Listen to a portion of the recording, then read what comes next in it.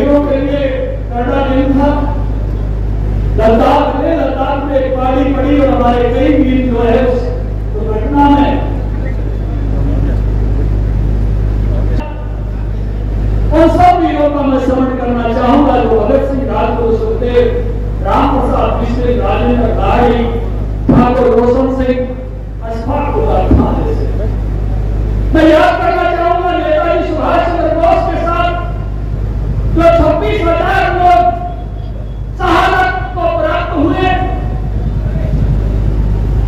उनकी सेना में उसमें 322 हरियाणा के सैनिक और 24 अफसर थे। 450 लोग गायब हो गए थे। 2715 लोग हरियाणा के आजाद हिंद फौज में नेताजी के साथ खड़े थे। मुझे इस बात का दुख होता है कि एक महापुरुष ऐसा जिसकी हम जयंती तो मना सकते हैं, लेकिन उस महापुरुष के हम पुण्यतिथि नहीं मना सकते। एक दिन की उनकी दुर्घटना बताई नेताजी सुभाष चंद्र बोस की, वो फिर कोई जांच पड़ाई नहीं, इसलिए देश मानता नहीं है कि सुभाष मरे थे। लेकिन अगस्त 45 के बाद से सुभाष को गायब होना पड़ा। कवियों ने रागनी गाई, अंग्रेज भी चले गए, आजादी भी आ गई, लेकिन आजाद हिंद फौज के नायक सुभाष आप नहीं गए। और ये नहीं आने देने का पाप उस समय की कांग्रेस पार्टी ने किया। सुभाष कांग्रेस के अध्यक्ष थे, गांधी जी के विरोध के बावजूद अध्यक्ष बने थे, उनको कांग्रेस पार्टी छोड़नी पड़ी। फॉरवर्ड ब्लॉक बनाया, आजाद हिंद फौज बनाई, भारत के पहले राष्ट्रपति बने, भारत के पहले प्रधानमंत्री बने, भारत के पहले सर्वोच्च सेनापति बने। अंडमान निकोबार द्वीप समूह को आजाद करा के 23 दिसंबर 1943 को तिरंगा फहराने वाला पहला वीर कोई था तो नेताजी सुभाष चंद्र बोस। 19 देशों में उनकी सरकार को मान्यता दी थी, लेकिन उसके बाद भी वो वीर भारत नहीं आ पाया।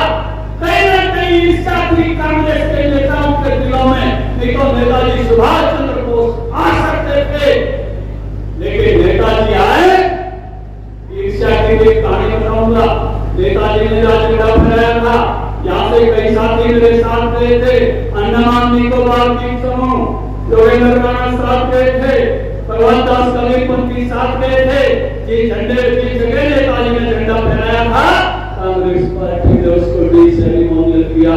यहाँ कोई झंडा नहीं फहराएगा, क्योंकि यहाँ झंडा फहराएगा तो सुभाष की याद आ जाएगी और ये पता चल जाएगा कि ये झंडा 15 अगस्त 47 से भी कई साल पहले 30 दिसंबर 1943 को इस इलाके को आजाद करा दिया।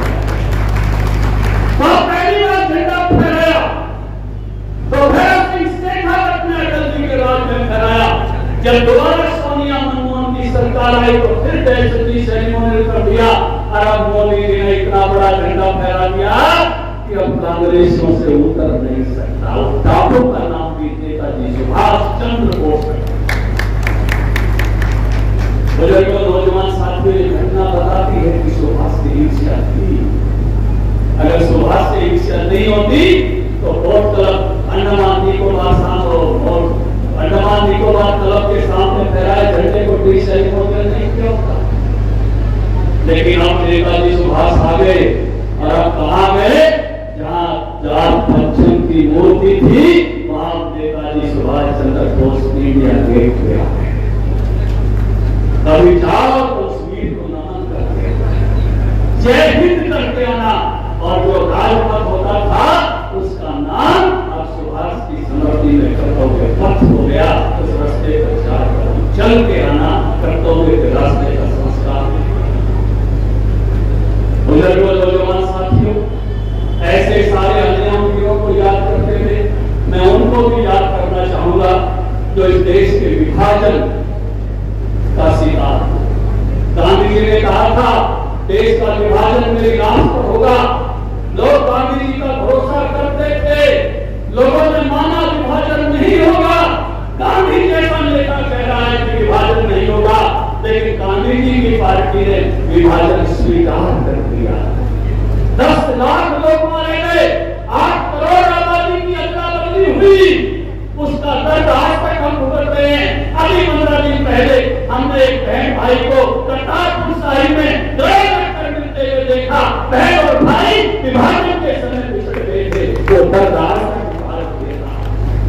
विभाजन की लाइन खींचने के लिए अंग्रेज वकील एक भेजा गया था जिसका नाम था सिरिल रैडक्लिफ। सिरिल रैडक्लिफ साहब पहले भारत कभी नहीं आए थे, एक कुछ हफ्तों के लिए भारत आए। उन्होंने ना पंजाब देखा था ना बंगाल देखा था, लेकिन नक्शे भी उनके पास नहीं थे। एक हवाई यात्रा बंगाल की थी, एक हवाई यात्रा पंजाब की थी और दोनों राज्यों के बीच में लाइन खींच दी। फिरोजपुर की रेलवे लाइन का एक हिस्सा उस तरफ और एक हिस्सा इस तरफ रेल आए तो एक पाकिस्तान में आए, एक हिंदुस्तान में आए। बताया ये तो रेल की पटरी तो हिस्सों में पटरी थोड़ा उधर सरका दो। हुसैन बाड़ा भी चला गया था पाकिस्तान में, जहाँ भगत सिंह राजगुरु सुखदेव की समाधि थी। बाद में 12 गांव देख के लिया। भगत सिंह का 15 गांव पाकिस्तान में चला गया, करतारपुर साहिब पाकिस्तान में चला गया। भगत सिंह की 3 पीढ़ियां आजादी के लिए लड़ी थी। भगत सिंह के चाचा सरदार सवर्ण सिंह जेल में मारे गए। भगत सिंह के चाचा सरदार अजीत सिंह, इसने पगड़ी संभाल कर जैसा गीत गाया था, 39 साल को देश निकाला इस वीर को था। इतना महान वीर था कि लोग इसको कहते थे कि ये भारत का पहला राष्ट्रपति हो सकता है। और सरदार अजीत सिंह आजादी से कुछ दिन पहले उनको भारत आने का मौका मिला।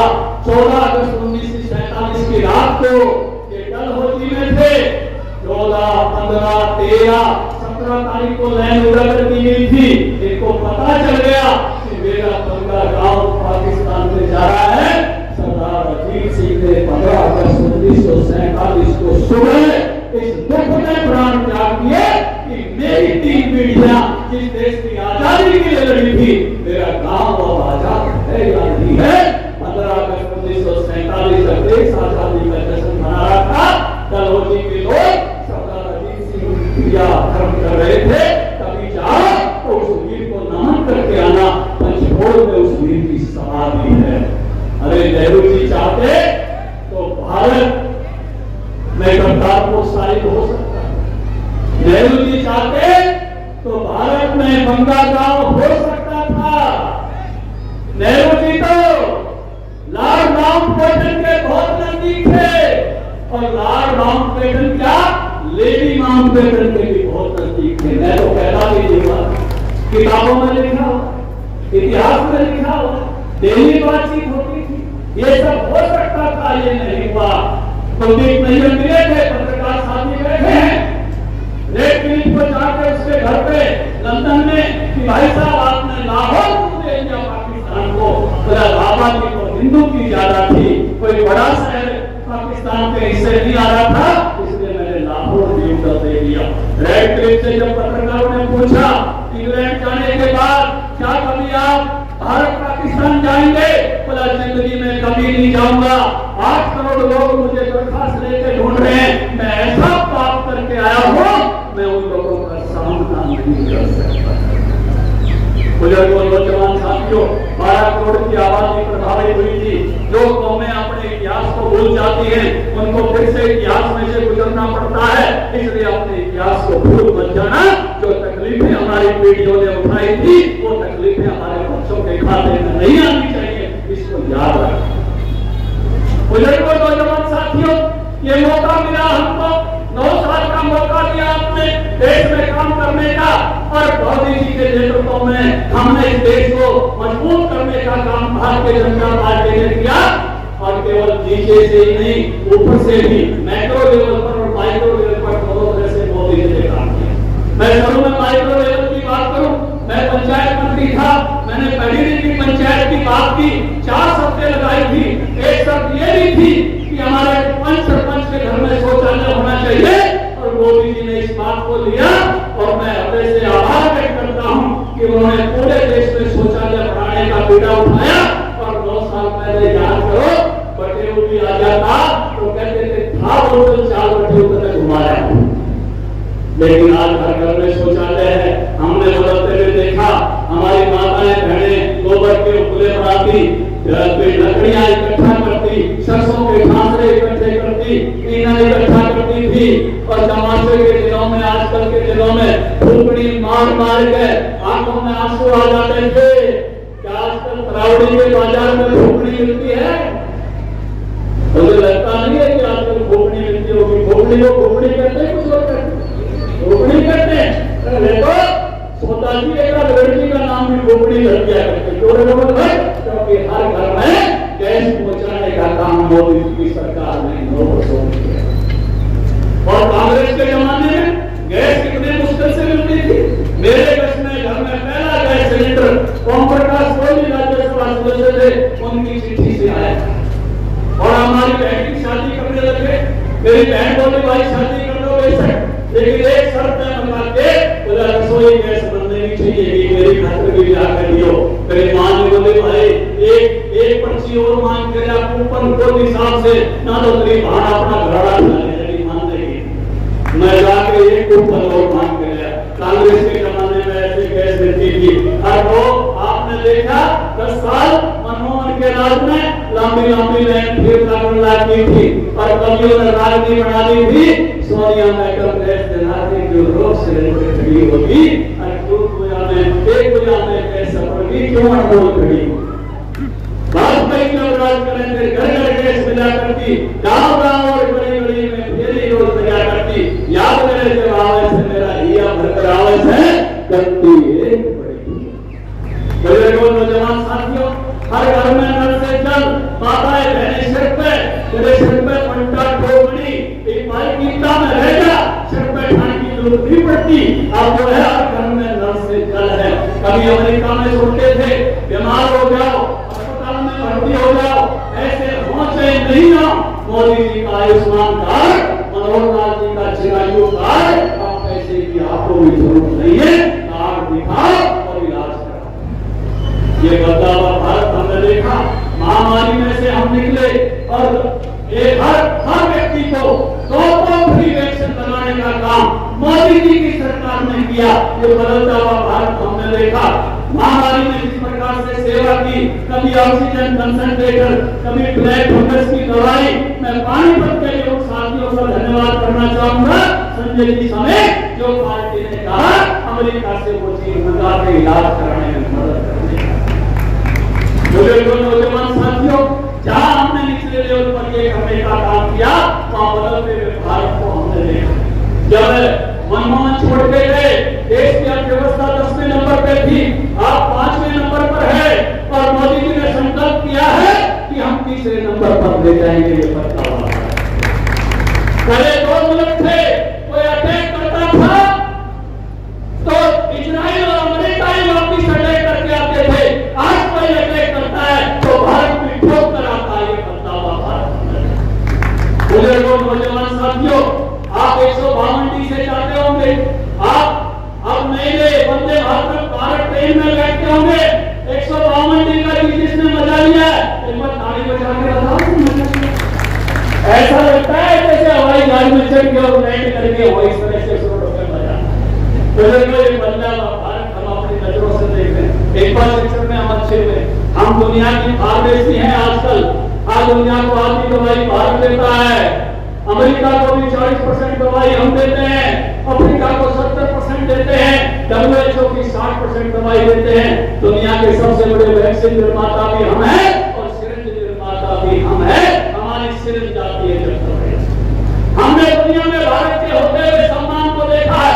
न्यू दिल्ली पापुआ के राष्ट्राध्यक्ष को मोदी जी के सामने सब प्रणाम करते हुए देखा है, झुकते हुए देखा। वहां के पत्रकारों ने पूछ लिया कि आपने ये क्या किया, एक देश के राष्ट्रपति आप भी हो, एक देश के प्रधानमंत्री वो भी हैं, आप उनके सामने झुक गए। उन्होंने कहा जब मेरा देश कोरोना से तरफता था, कोई अड़ोसी पड़ोसी देश ने मेरे को कोई मदद नहीं की, मेरे को किसी ने कहा मोदी जी से बात करो, और जब मैंने मोदी जी को फोन किया तो अगले दिन जब भारत के जान दवाई लेकर उतरे, इसलिए मैंने प्रणाम किया उस महापुरुष को। जब राजी हमारी वैक्सीन गई, राजी के राष्ट्रपति ने हनुमान जी की फोटो लगाकर ट्वीट किया कि हनुमान जी संजीवनी बुद्धि लेके आ गए। ये भारत है भारत। जब अमेरिका गए मोदी जी, अरे कांग्रेसी जाया करते तो इनकी जूते उतरवा के तलाशी लिया करते, खबरें छपती थी, हमारा भी मन खराब होता था। और मोदी जी गए तो एक बोलते बाइक पकड़, एक बोलते उसकी गाड़ी पकड़, मेरी गाड़ी में दोनों टीवी देखा लग रहे, जो बाइक ने गाड़ी ने पकड़ लिया। हाँ बताओ उसने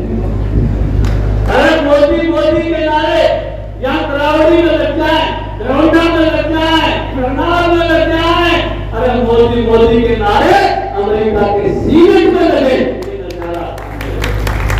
भारत का झंडा पकड़ के यूक्रेन से छात्र निकला है, सूडान से लोग आ जाए, मिडिल ईस्ट से आ जाए, चाइना से आ जाए, ये बदलाव भारत हमने देखा। हम सब बात देख रहे हैं 23 तारीख की चांद पे उतरेगा चंद्रयान 3 का वो नजारा सारा देश देखने को आपको हो रहा है। इस मोदी जी के भारत उन देशों में आएगा जिन्होंने चंद्र यात्री जिनका चंद्र पर जाने वाले जो देश बनेंगे। 16 अगस्त अटल जी की भी जो है पुण्यतिथि अभी गई है, मैं उनको भी नमन करता हूँ। इस देश के किसानों को क्रेडिट कार्ड देने का काम किया अटल बिहारी वाजपेयी ने किया।